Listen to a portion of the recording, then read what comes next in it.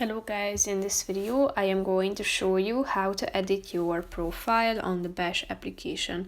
But first I just want to mention, don't forget to subscribe to my channel because at 10,000 subscribers I am going to show you my whole YouTube revenue statistics and growth strategy, how to make money online. Now let's jump into it. First of all, open the app on your phone.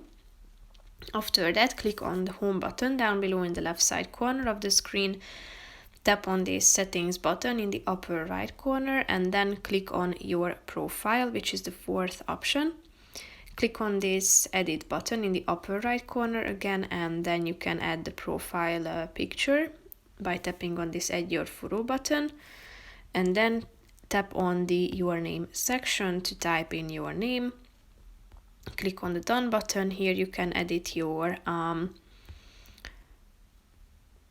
email address. As you go back, you can add your phone number, and here you can answer these questions, and your role can be set to. If you are done, click on the done button in the upper right corner of the screen to save all details.